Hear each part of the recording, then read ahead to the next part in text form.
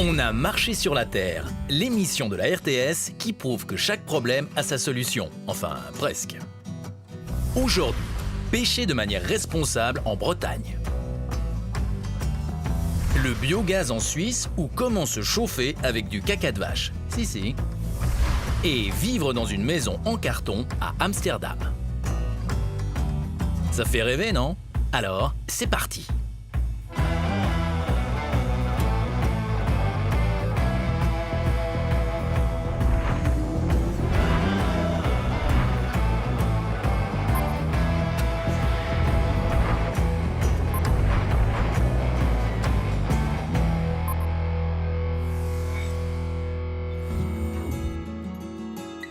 Megan, Benjamin et Carolina sont jeunes, romans et créateurs de contenu pour Internet.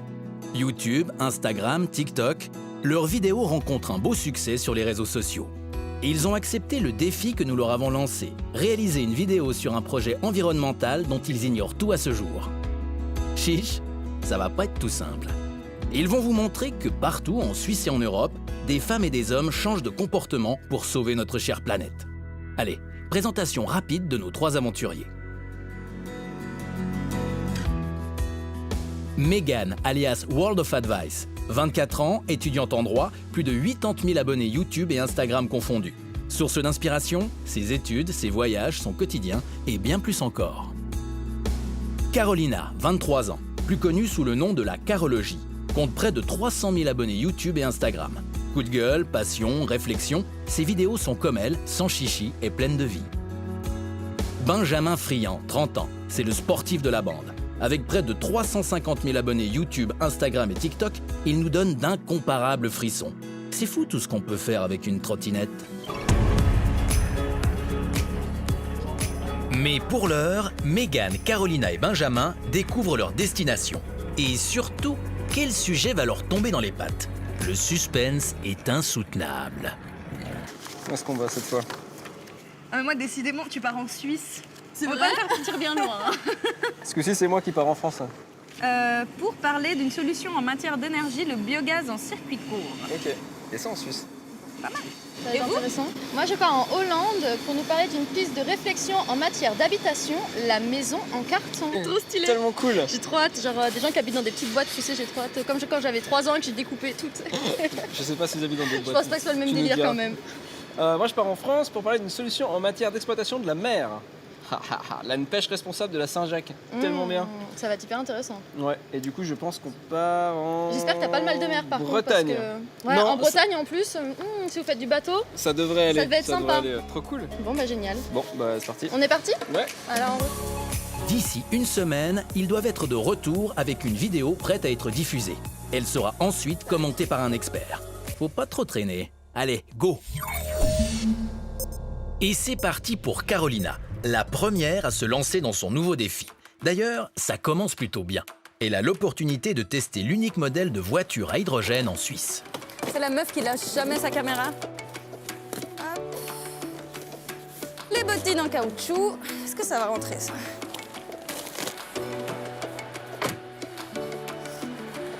Ma voiture, à la base, c'est genre, tu dois y aller un peu, tu vois, et avec le frein et tout. Et là, j'effleure le truc et il part comme ça. Enfin bref, c'est très agréable, mais du coup, j'ai vraiment pas l'habitude. Eh, le siège, il chauffe. Ok, bon, allez, c'est parti. Ouh. Alors, je m'y connais absolument pas en voiture et c'est la première fois de ma vie que je conduis ce genre de modèle. Et en fait, ça fonctionne comme une voiture électrique, comme une automatique. On m'a expliqué en fait que c'est une voiture à hydrogène, c'est-à-dire que la seule chose qu'elle rejette dans l'atmosphère, c'est de l'eau, littéralement de l'eau, par le pot d'échappement. Alors évidemment, pour produire la voiture, extraire l'hydrogène, le traiter et tout, il y a besoin d'énergie. Je ne sais pas exactement comment ça se passe, donc ça, il faut approfondir, mais en soi, moi personnellement, je trouve que c'est assez révolutionnaire parce que j'avais jamais entendu parler d'un truc pareil, quoi, une voiture qui rejette que de l'eau. En effet, l'hydrogène est une énergie qui n'émet ni CO2 ni odeur, ce qui n'est pas franchement le cas du biogaz, comme nous allons le voir, ou plutôt le sentir, bon appétit, ici à Fleurier, où Carolina a rendez-vous à Agribioval. Du caca, plein de caca. Du caca, oui, mais pour la bonne cause, puisque nous sommes dans l'une des premières centrales de biogaz en Suisse. Et le patron, c'est lui. Bonjour, Enchantée, Carolina. Simon Schler. Je vais juste sortir ma caméra de temps en temps. Ouais. Derrière. Non, pas forcément. C'est juste pour montrer un peu où on est. Donc, est-ce que vous pouvez vite fait m'expliquer Alors on ici, on est à Fleurier, sur le site d'Agribio Valessa. C'est une société qui a pour but d'exploiter la matière organique, d'en extraire l'énergie et ainsi également de faire un engrais de qualité pour l'agriculture et d'exploiter un réseau de chauffage à distance. On récupère tout en fait. Tout ce qui est végétal, organique. D'accord. Dont du caca de vache, concrètement, pour les personnes qui n'avaient pas compris. Et du coup, vous allez me faire découvrir un petit peu le lieu, c'est ça? Ben Et comment ça marche? Merveilleux, merci. Allons-y. Donc ici, on arrive dans la réception des matières. On a par exemple les poussières de moulin. Après, on a les fumiers, des bovins. Quel beau tas de fumier, en effet, mais pas que. Lisier, déchets de l'industrie agroalimentaire, déchets verts, la centrale récupère les matières organiques des industries et des collectivités de la région. Objectif, produire un maximum d'énergie à partir de déchets. Mais attention, toutes les ordures ne sont pas les bienvenues. Notre gros problème, c'est des sacs plastiques. Ça, c'est les gens qui jettent... Enfin, qui trient mal, en fait, c'est ça? Voilà, par exemple, là, on voit du bois peint, une étiquette de fleurs ou de je sais pas quoi. Le plastique, c'est le cauchemar des entreprises de méthanisation. Comme il ne se décompose pas, on le retrouve sous forme de microparticules dans les engrais produits par le digesteur, puis dans les champs. Tu parles d'une soupe? Donc là, c'est quoi? Là derrière, j'ai bien appelé ça la soupière. Donc c'est là où tous les jours on prépare le repas pour nos bactéries. C'est un estomac qu'on va nourrir, c'est quelque chose de vivant. C'est comme nous, je veux dire, on ne peut pas manger matin du fromage, à midi une tome poêlée, le soir une fondue, puis le lendemain encore une raclette, parce qu'on va avoir un petit problème de transit. C'est comme un estomac géant à nourrir, en fait. Voilà. Ok. Bah, je vais voir ça, alors. La soupière. C'est laquelle? C'est ça. Ah, c'est ça, c'est ce... Ouais. C'est ça? Ouais. Oh mon Dieu, quelle odeur! Et donc, c'est là que vous balancez tout. Pouh, ça sent pas la rose, hein? Non. Pardon, je suis pas habituée, hein? Mais pas de souci. Oh mon Dieu! Ah ouais, c'est vraiment comme dans nous, quoi. C'est ça? Vous allez rigoler, mais on a comme un plan diététique pour un sportif d'élite qui doit fournir une certaine performance dans la durée. Et le régime du sportif d'élite de nos jours, il se gère grâce à la technologie. Et Simon Eschler veille au grain. Puis là, on est dans la salle de commande. Ça, c'est l'automate par le biais où on gère toute l'installation. On voit par exemple, ça c'est son régime alimentaire. On voit qu'à 5h40, on va fournir un repas de la préfosse 2 qu'on a vu avant, la soupière, à 12h10. Donc là, en fait, à partir de là, vous savez ce que vous devez lui donner quand? Puis après, on coche ou on augmente les volumes. Là, maintenant, on va aller voir d'où sortent les déchets, le lisier. On peut aussi vite aller voir dans le digesteur. Ouais, le hublot, c'est vrai, j'ai oublié. En fait, c'est vraiment la reproduction d'un organisme, quoi. C'est version, exactement ça. Avec le même procédé, les mêmes... Enfin, c'est identique. Donc on a des petits escaliers en métal là, dans le on va ventre? voir. Incroyable cette histoire. On va mettre la tête au fond ou la caméra au fond. Alors, attendez. Ah ouais, là, on voit. Et pendant que Carolina plonge la tête au fond de cet estomac géant, Burk, direction la Bretagne où Benjamin a rendez-vous avec la mer. Dans le port de Saint-Quay-Portrieux, les bateaux de pêche offrent de magnifiques images pour Instagram. Mais ils sont aussi le signe d'un mal contemporain, la surpêche, qui menace 58% des stocks de poissons à l'échelle mondiale selon la FAO, l'Organisation des Nations Unies pour l'alimentation et l'agriculture. Benjamin embarque à bord du Cap Horn, un bateau de pêche à la Saint-Jacques qui pratique une pêche contrôlée où l'attend le capitaine Grégory Métayer.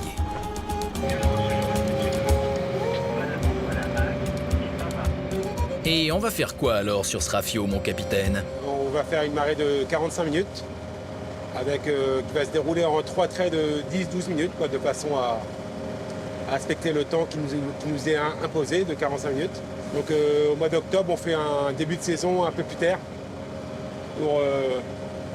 Ça ratisse un peu les fonds, ça entretient un peu le fond de baie. Puis, et là, on s'impose un quota de 700 kg pendant le mois d'octobre. Et là, novembre, décembre, janvier, février, mars, plutôt, on s'autorise à pêcher 1,2 tonne en milieu de baie. Benjamin, ça va? T'as le mal de mer? Ah non, ouf. Bon, ça y est, on est parti. On se dirige vers le point de pêche. Donc on a un petit moment sur le bateau. Profitez pour faire 2-3 angles de vue sympas et puis je vous retrouve là-bas. Ça c'est une caméra 360 degrés.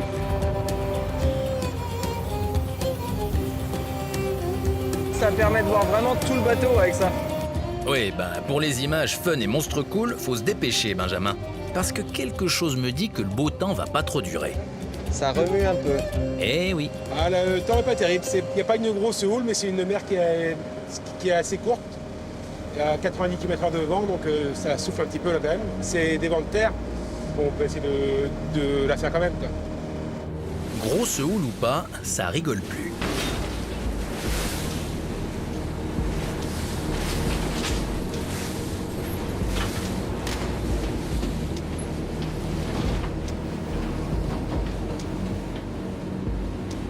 À bord, il y a celui qui tient la barre et celui qui gère la pêche. Des dragues de 200 kg comme celle-ci que Samuel, le marin, manie seul. Ça va, tu gères, Benjamin? Les manœuvres pouvant être dangereuses, il faut s'équiper. La pêche à la Saint-Jacques, c'est pas pour les amateurs.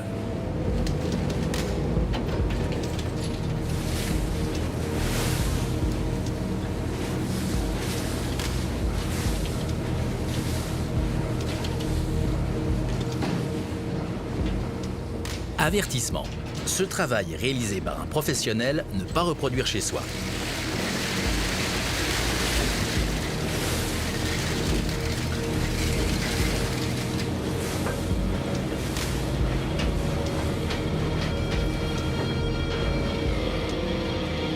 Et en plus de l'effort physique, il faut supporter la houle. Et ça, certains n'y sont pas habitués. Hein, Benjamin? Tu m'étonnes. La drague, c'est la technique traditionnelle de pêche à la Saint-Jacques. Les cages raclent le fond marin, oula, attention, et y délogent les mollusques enfouis dans le sable. Une technique contestée par les milieux de protection de la nature, mais pratiquée ici de manière strictement contrôlée.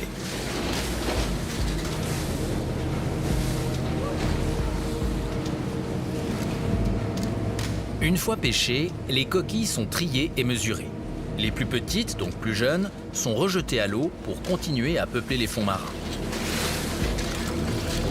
Les autres seront vendues à la criée dès le retour au port. Bon, les conditions étaient pas dire extrêmes, mais quand même, ça bougeait beaucoup. Et les voir eux, surtout Samuel, c'est incroyable. C'est tellement physique et c'est tellement dangereux surtout. Regarde cette cage en métal énorme qui peut t'arriver dessus à tout moment. C'est hyper impressionnant. Ça a l'air super physique, quoi. Tu te prends de l'eau dans la tronche, des Saint-Jacques, etc. Je sais que je pourrais pas faire ce qu'il fait, quoi. Et en plus, gérer le mal de mer. Enfin, lui, il l'a pas, tu vois, pour le coup, mais comment il fait pour pas l'avoir? Ah, c'est impressionnant. C'est une bonne pêche? Non, c'est pas terrible aujourd'hui. C'est presque la moitié moins que les marées d'avant. Et là, c'est assez contrôlé? Ici, nous, on s'impose des surveillances, on paye l'avion pour nous surveiller. D'accord. Donc, on respecte bien parce qu'on n'a que 45 minutes de pêche. Ah oui, d'accord. On paye une licence pour pêcher, par le droit de pêcher les 45 minutes. Et puis, dans le prix de la licence, on paye un avion pour surveiller. Et puis, les Zodiacs des affaires maritimes qui viennent aussi pour contrôler. Quoi. Il y a beaucoup de pêcheurs qui ne respectent pas du tout. Non, là franchement, tout le monde joue le jeu parce que c'est dommage si on commence à tout ravager et puis ouais, c'est sûr. Et pour les générations qui viennent ne plus rien avoir. Pour le long terme, c'est des choix qui doivent être faits. Quoi. Merci beaucoup. Quoi ? Retour au port en toute tranquillité. Ouf, on est sauvé. Pendant que Benjamin se remet de ses émotions, Samuel et Grégory déchargent les 600 kilos de Saint-Jacques du jour. retour sur la terre ferme. Expérience assez mouvementée et vraiment incroyable. Merci beaucoup. À la prochaine. À la prochaine. Bonne continuation. Okay, merci. Le lendemain, par contre, le sort s'acharne. Un ciel dense et une mer houleuse contrecarrent les plans de Benjamin. Décidément, si on devait compter sur lui pour avoir quelque chose dans son assiette... On a vraiment pas de bol avec le temps. Déjà hier avec le pêcheur, on a failli ne pas faire la pêche, mais au dernier moment on a quand même réussi à sortir, donc ça c'était bien. Mais aujourd'hui on était censé sortir avec un plongeur qui puisse nous montrer comment il récolte les Saint-Jacques à la main.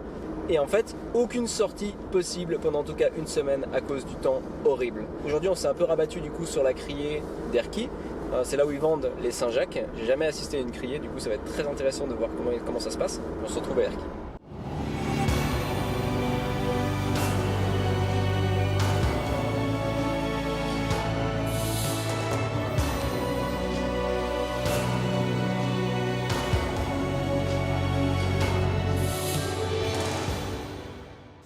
Alors nous venons d'arriver à Erquy pour la criée. La criée, si vous ne savez pas ce que c'est là où ils vendent les poissons ou en l'occurrence aujourd'hui les coquilles Saint-Jacques. Je ne sais pas si vous m'entendez, il y a du vent. On va aller voir comment ça se passe lors de la vente des coquilles Saint-Jacques. C'est parti. C'est à quelle heure? La vente est à 14h30. On vous a dit 17, ok.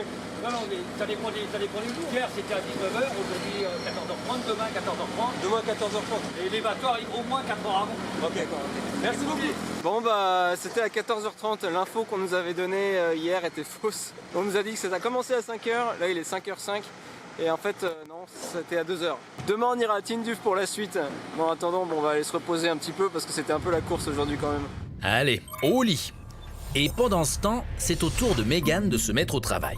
Sa destination, Amsterdam. Ses canaux, ses façades caractéristiques, ses coffee shops... non, pas ses coffee shops. Sa fabrique de mini-maisons en carton. Une solution originale pour se loger de manière éco-responsable.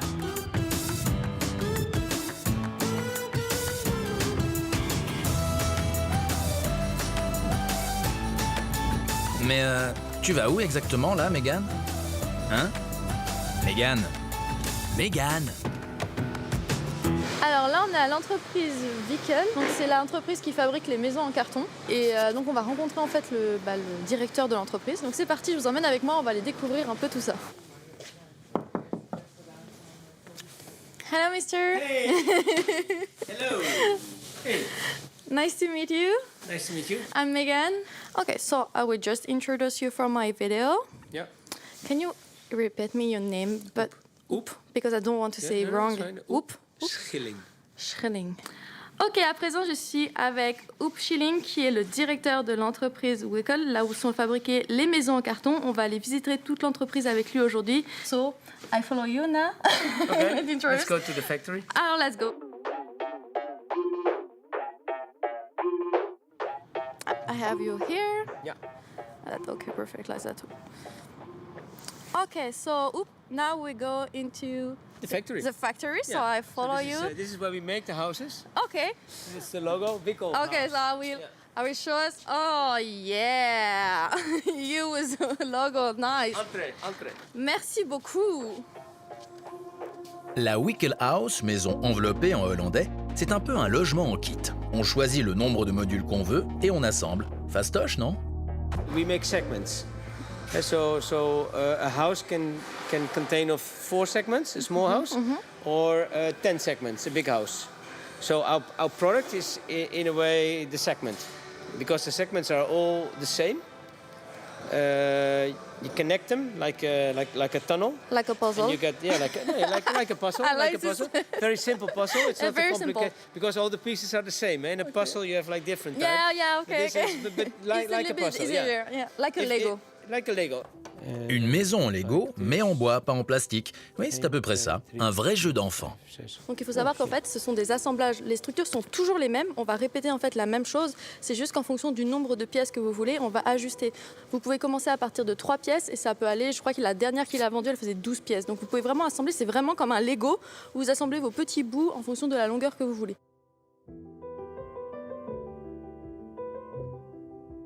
What you see there is the shape of the house. Okay.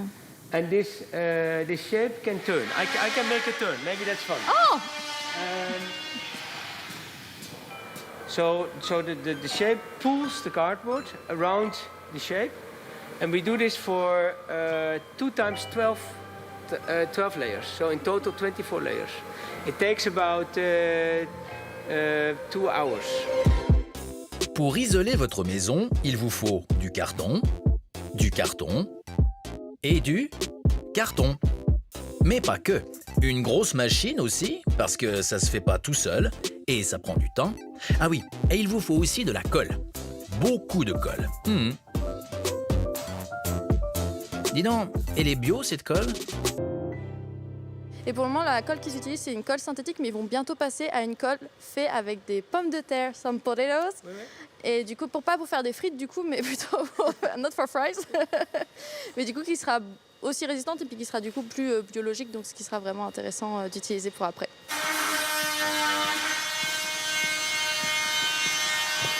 So this is a cardboard segment.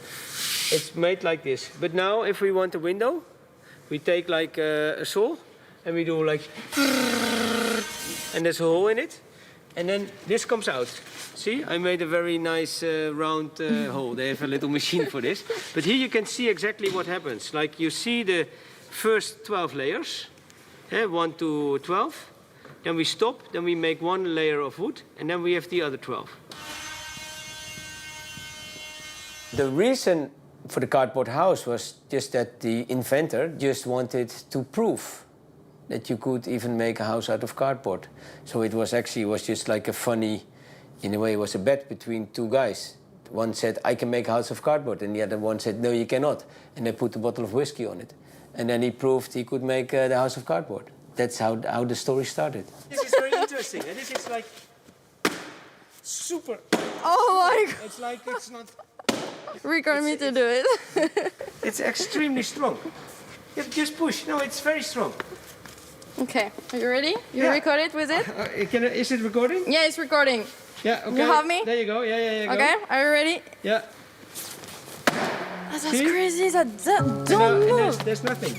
L'isolation au carton, c'est écologique, hyper résistant, mais pas très rentable. Upshilling offre d'ailleurs une alternative, de la laine de bois bien plus rapide à installer. So it looks a bit like wool, but it's a wool made of flax. So we make this into the right size, and then we put it in, and now it's nice and warm.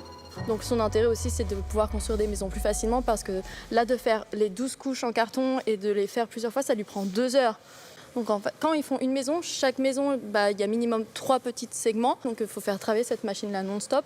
Donc comme ils en ont qu'une, les maisons, ils ont du mal à les produire 3 à la chaîne. Donc c'est pour ça qu'ils ne sont pas rentables non plus sur ça, quoi.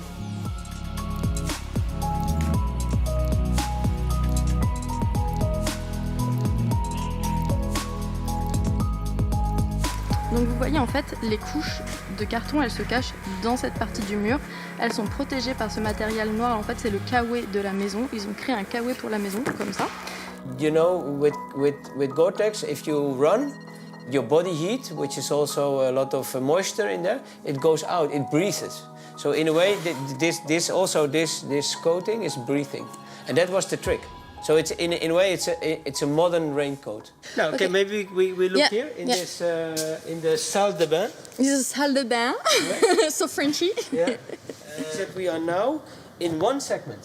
See this? So we when we designed this the toilet, the boiler, also the electricity, and also the water supply. We said also the heating.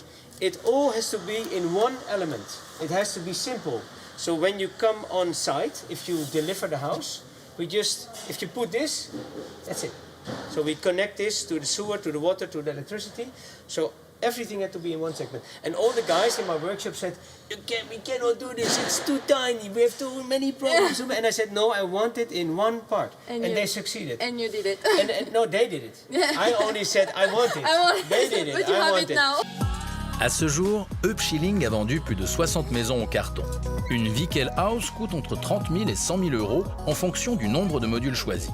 Il n'y a plus qu'à vider son deuxième pilier et puis c'est réglé. Hein? Most of the houses are recreational. I think about 80%. Then there's about 10% of the houses people live in it. And another 10% is like multi-purpose. So you could have it as a holiday house, you could have it as a house to live in, even with a child. Like if you have to like each other then, but you could very clearly live on yourself. Okay. Et tandis qu'on laisse Mégane partir à la rencontre des habitants d'une Vikel House, nous voilà de retour à Fleurier où Carolina remonte la filière du biogaz et découvre l'origine de cette précieuse énergie, même si elle sent le caca. Et puis, on va pas en faire tout un foin non plus, hein madame? C'est du caca utile et c'est grâce à vous. Merci.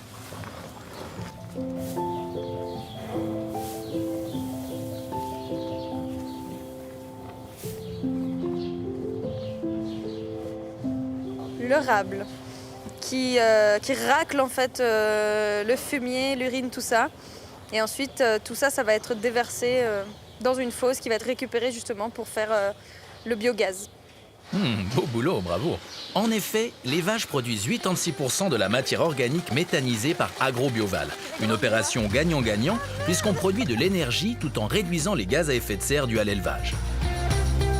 Donc ça, c'est ce qui sort de la soupière. Les bulles, c'est le gaz qui sort à travers la matière et puis quand la bulle elle explose, le gaz il est libre dans la partie supérieure. Après, vous imaginez qu'il y a à peu près 5,50 m de liquide et puis ces 50 cm ici, c'est le gaz, il est plus léger, il sort à travers la matière, il fait des petites bulles. Puis après, il va se transférer par le biais de cette conduite et il va aller se stocker dans la bulle ici en haut. Et ce gaz, c'est un stock d'énergie pour produire de l'électricité et de la chaleur. Mais comment ça marche tout ce commerce? Grâce aux bactéries, la matière organique introduite dans le digesteur est transformée en méthane, le biogaz. Une installation de couplage chaleur-force permet ensuite de valoriser ce méthane soit en électricité, soit en chauffage domestique. Derrière vous, on a le départ du réseau de chauffage à distance où on va alimenter en chaleur à peu près 140 ménages à l'entrée du village de Fleurier. Ça part d'ici et ça va directement dans les appartements ou les maisons.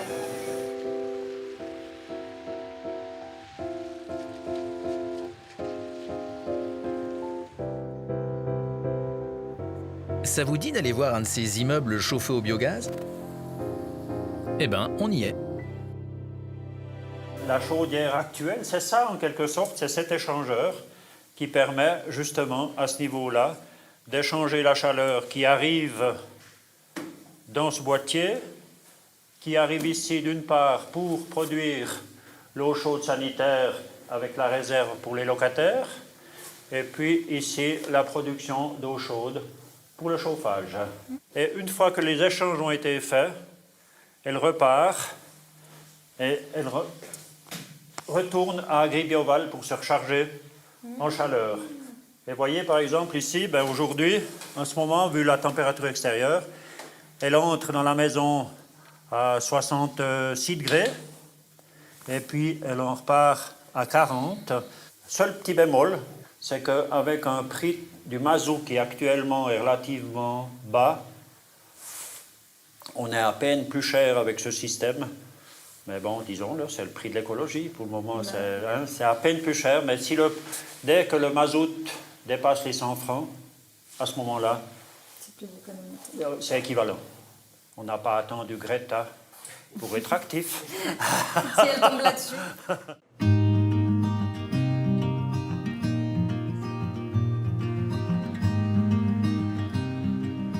Une usine de biogaz permet donc de produire de l'électricité, du chauffage et de l'engrais pour l'agriculture. Tout retourne à la terre. Mais sans odeur de lisier et sans émission de gaz à effet de serre, puisque le méthane a été retiré dans le processus. Et ça fait du bien à la planète. Vive le caca! Donc là, le tracteur a extrait la matière traitée sans les agents pathogènes et sans le méthane. C'est ça? Je crois c'est la déméthanisation. C'est ça? Du coup, oui, c'était ça.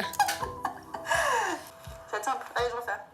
Et oui, c'est bien ça, Carolina, tu as tout compris. Ne reste plus qu'à monter ce sujet de manière ingénieuse pour le rendre compréhensible à tes followers et à ta communauté. On compte sur toi.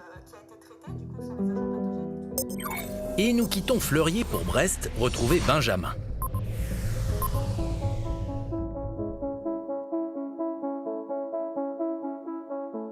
Après une sortie de pêche mouvementée et quelques rendez-vous manqués, Benjamin doit visiter un élevage d'un genre un peu particulier. Nous venons d'arriver à l'instant à l'écloserie du Tinduf. Donc on va aller voir tout de suite le responsable qui puisse nous expliquer un petit peu comment il dresse les Saint-Jacques. Attends, je vais juste la refaire. On vient d'arriver à l'instant à l'écloserie du Tinduf. On est sur le point d'aller voir le responsable pour qu'il puisse nous expliquer un petit peu comment ça fonctionne. Bonjour. Bonjour, bienvenue à l'écloserie du Tinduf. Enchanté Benjamin, merci. On va rentrer, je vais vous présenter tout ce qu'on fait. L'écloserie, c'est une sorte de maternité pour les Saint-Jacques où on pratique la procréation assistée. Depuis 35 ans, cette coopérative assure le renouvellement du stock de pêche en produisant du naissain, des juvéniles de Saint-Jacques qui seront ensuite semés en mer. On va essayer d'en prendre une pour voir si elle veut bien se montrer. Celle-là est en train de s'ouvrir aussi. C'est plus lourd plein quand même. Ah. On ne joue pas avec la nourriture, Benjamin. Au fait, comment ça s'élève la Saint-Jacques? Tout d'abord, une bonne Saint-Jacques, c'est une Saint-Jacques bien nourrie. Et ça commence ici. Si vous venez d'arriver dans la salle de production de phytoplancton, donc c'est la nourriture des coquilles Saint-Jacques, en fait, c'est ici qu'on va produire les différents stades de phytoplancton. D'accord, il y a une salle de chimie à l'école. Il n'y a pas de chimie, c'est que de l'eau de mer naturelle et des algues naturelles. Ce qui est impressionnant, c'est tous ces ballons et puis ces couleurs, mais on va le voir, c'est des espèces d'algues différentes. D'accord. En fait, les cellules d'algues, c'est des petites cellules unicellulaires qui se divisent, qui se multiplient. Et plus elles se multiplient, plus la concentration, donc plus la couleur augmente en fait. D'accord.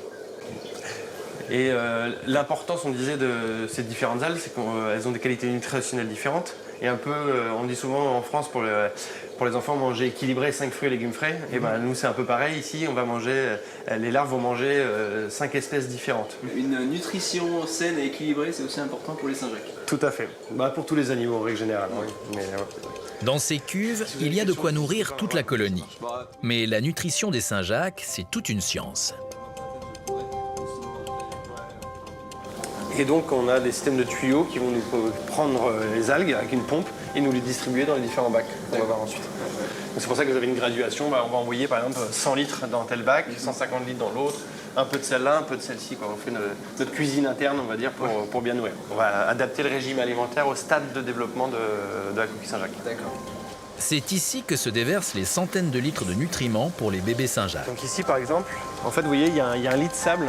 Et ça en fait ici on essaie de recréer le milieu naturel puisque les coquilles Saint-Jacques dans le milieu naturel elles sont enfouies dans le sédiment. Et en fait on voit leurs petites tentacules, ce qu'on appelle des barbes aussi. C'est des organes sensitifs. Hein. On pourra peut-être voir mais elles ont même des petits yeux, on appelle ça des ocelles, je peux les montrer tout à l'heure. Des petits yeux? Des petits yeux, oui. Et ça leur permet de voir le mouvement, les changements de luminosité. C'est fou, je savais pas que les Saint-Jacques avaient des yeux. Enfin, c'est vraiment des yeux ou c'est des petites billes, un peu comme des petites perles ici là. Il y en a là en fait un chat. Ah ouais, dedans ouais. Ici là on voit bien. Ouais. Donc ça ce sont les ocelles, donc c'est leurs yeux entre guillemets. D'accord. Par exemple elles peuvent détecter un prédateur comme l'étoile de mer. D'accord. Si elle l'a senti, elle peut en fait en claquant de ses valves comme ça, nager et s'enfuir. Après elle va pas partir très loin, mais elle peut s'enfuir quand même et essayer d'échapper à son prédateur. J'ignorais mais tout ça en fait. Je m'étais jamais posé la question. Et je savais pas qu'une Saint-Jacques c'était aussi vif que ça quoi. Ouais. Ça donne presque envie d'en prendre une chez soi comme animal de compagnie, non? Blague à part, il faut 1 an pour élever une Saint-Jacques. Quand elles ont atteint une taille critique, elles peuvent enfin être semées en mer.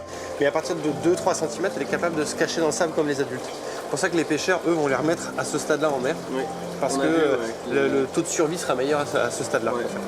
Mais les coquilles de semis, elles vont avoir l'anneau de stress de semis, on appelle ça, et l'anneau d'hiver. En fait, comme sur la polaire, comme ici, il y a 2 anneaux. Ouais. Sur les naturels, vous n'avez pas ça, et sur les coquilles de semis, vous avez ça. Donc ça, les pêcheurs peuvent reconnaître les coquilles qui sont issues de semis. Puisque c'est eux qui payent aussi pour ces opérations de soutien au stock, en fait. Le semis de Saint-Jacques, ce n'est donc pas naturel.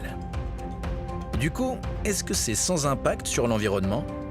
les closeries, ça fait plus de 35 ans que ça existe, et les semis en rade de Brest et dans d'autres gisements aussi. Et s'il y avait dû avoir un impact environnemental, il aurait été marqué déjà. Et les scientifiques ont beaucoup travaillé là-dessus, et il n'y a pas d'impact majeur noté en tout cas. On met des coquilles, on les récupère, on a un gain de valeur. Et le deuxième effet recherché aussi, c'est participer à la reproduction globale. L'écloserie est un moyen de maintenir les gisements de Saint-Jacques, mais la technique a ses limites. Elle dépend notamment des éléments naturels dus au réchauffement climatique. Vous imaginez comment l'avenir L'avenir, je la sens potentiellement difficile. Pourquoi? Par rapport au réchauffement climatique, au changement climatique. Là, cet hiver, on a eu énormément de tempêtes. L'été dernier, l'été dernier, on a eu des températures aussi de 23,5 degrés en rade de Brest, qui est extrêmement chaud pour nous. Pour certains, non, mais en tout cas pour nous, oui. Après, on va prendre un cas extrême, si ça montait très fort les températures. Au-dessus de 23-24 degrés, ce serait plus possible de faire de la Saint-Jacques ici, par exemple. Du tout? Non. Quel sort pour les Saint-Jacques dans les prochaines années, ainsi que pour de nombreuses espèces marines? L'avenir le dira. Et toi, Benjamin, t'en penses quoi? En tout cas, si j'ai appris quelque chose durant cette expédition, c'est que si on continue à vider les océans comme ça, il restera absolument plus rien. Une belle façon pour Benjamin de conclure son voyage avec une pointe d'humour pleine de lucidité. De son côté, Megan est toujours en Hollande où elle a rendez-vous avec les habitants d'une maison en carton.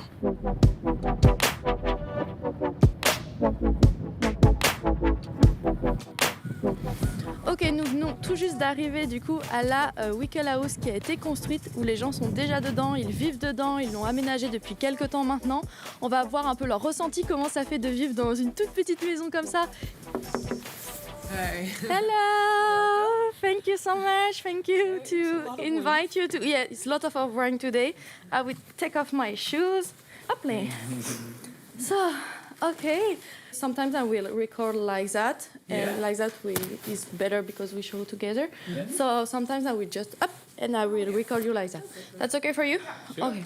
Well, we live in the Wickle House in the Netherlands, and it's temporary living. We have been living here for, I think, 10 months. 10 months, okay. We live with the three of us. We have a daughter of 6 years old. Okay. Is it possible to make a little visit?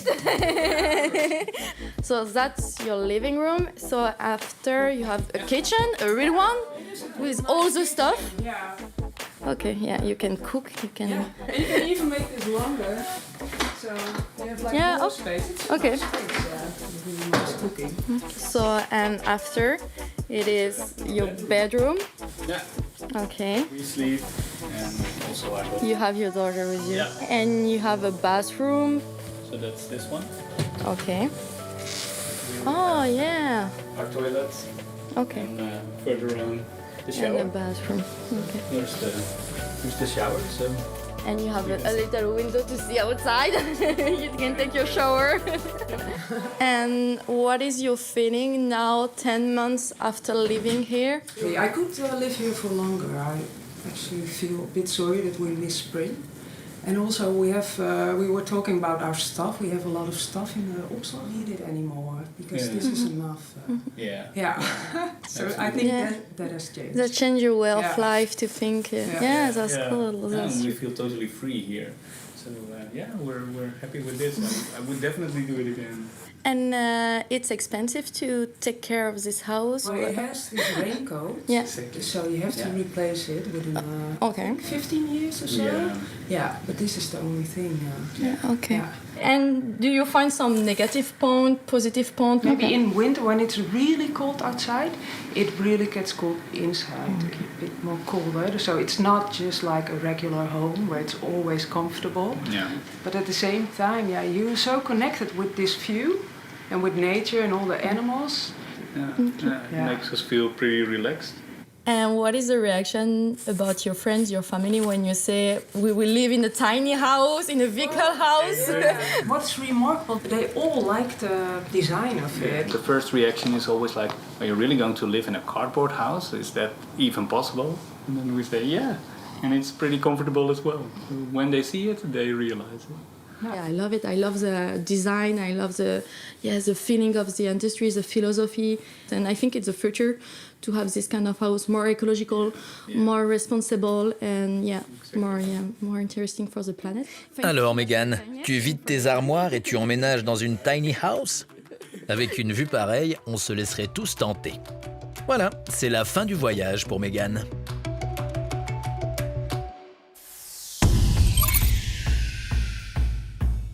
Megan, Carolina et Benjamin sont de retour en Suisse avec leurs vidéos fraîchement terminées.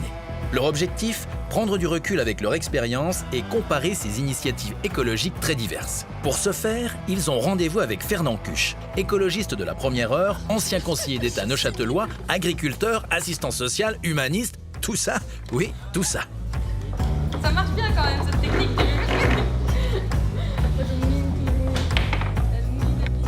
Ah, on a du monde qui arrive. Bonjour. C'est vous. Je crois qu'on va visionner ensemble. Les vidéos, oui, avec plaisir, avec plaisir, enchanté. Bonjour. On est parti?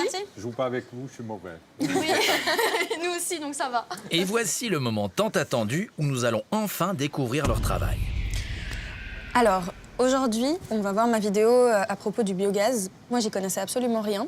Pour ce faire, on est parti dans la commune de Val-de-Travers, plus précisément à Fleurier, pour rencontrer Simon Eschler, qui est le directeur de l'entreprise AgriBioval et qui m'a fait découvrir justement tout le processus de méthanisation.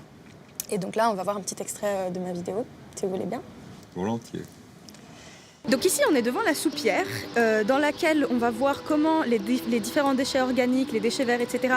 sont dosés, puis mélangés là-dedans pour être, dans un premier temps, comme mastiqués, en fait, à l'image du corps humain, pour ensuite être transférés ici, dans cette immense cuve, qui est vraiment le digesteur, donc l'estomac géant de la machine, dans lequel vraiment le processus va commencer de méthanisation, et à l'issue duquel on va pouvoir récupérer de la matière organique qui aura été traité, dépathogénisé, purifié, qui va être utilisé comme un engrais, mais aussi le méthane qui va être utilisé pour produire de l'électricité et de la chaleur. Et ensuite, on recommence le processus. Une fois qu'on a retiré ce qu'il y avait dans le digesteur, on va remettre au fur et à mesure de la matière pour avoir un niveau constant en fait de digestion.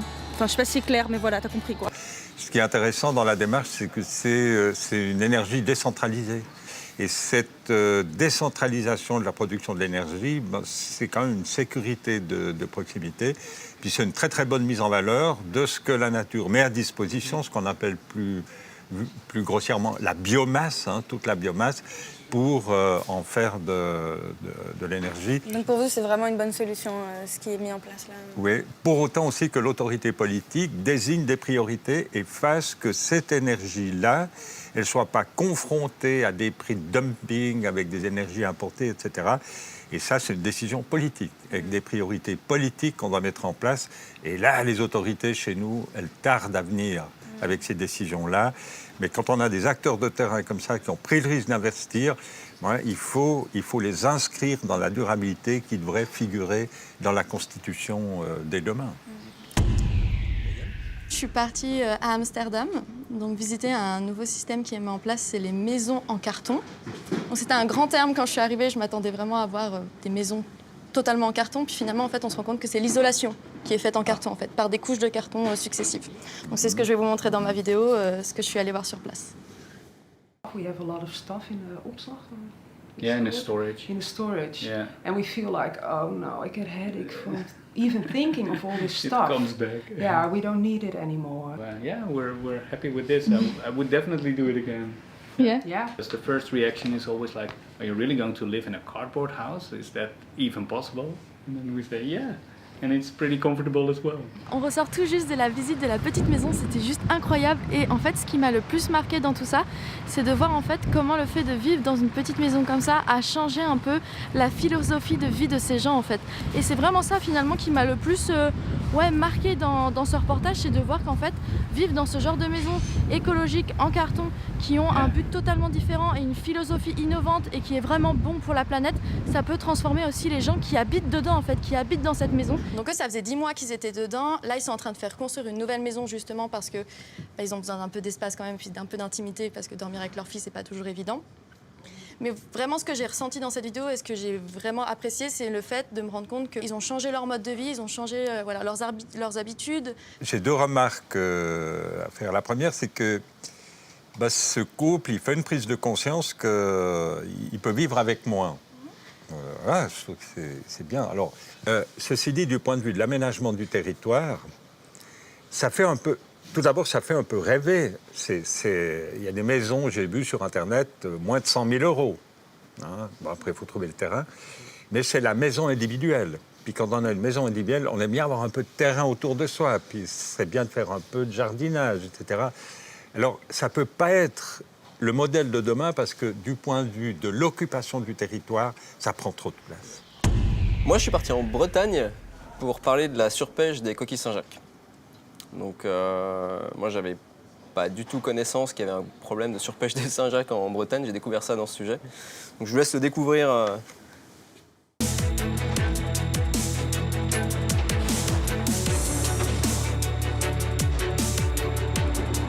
Les structures en métal qu'on voit là, c'est ce qui va racler le fond. Ouais. C'est des gros radeaux. J'ai vu qu'il y avait des gros trous comme ça. En fait, c'est pas la sélection, c'est ça. Voilà. D'accord. Hop là.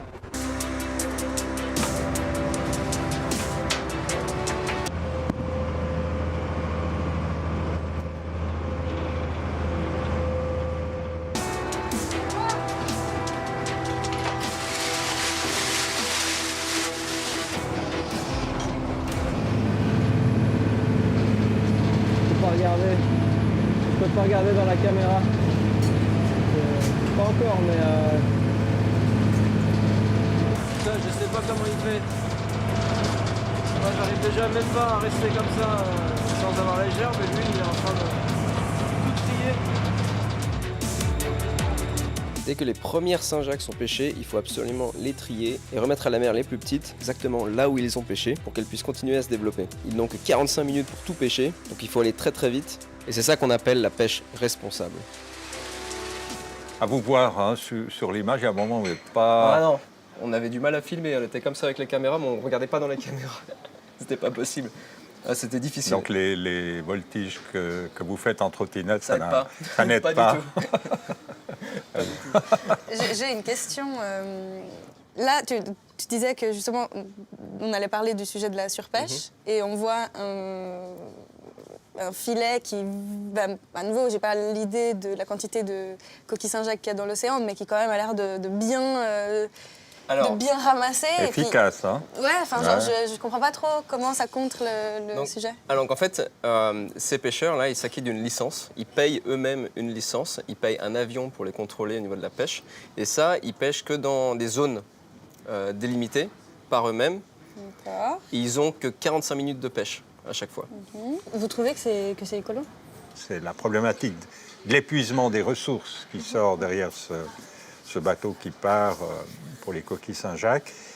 Alors, comme vous le dites, les contrôles qui se font avec des photos qui identifient le bateau, le temps qu'il va rester sur place, il doit annoncer combien il a prélevé. Alors, on espère penser aussi que quand il dit « tout le monde joue le jeu », qu'effectivement, c'est le cas. Alors moi, j'ai toujours un petit doute. Comment vous l'avez ressenti, vous C'était la question principale que je voulais poser.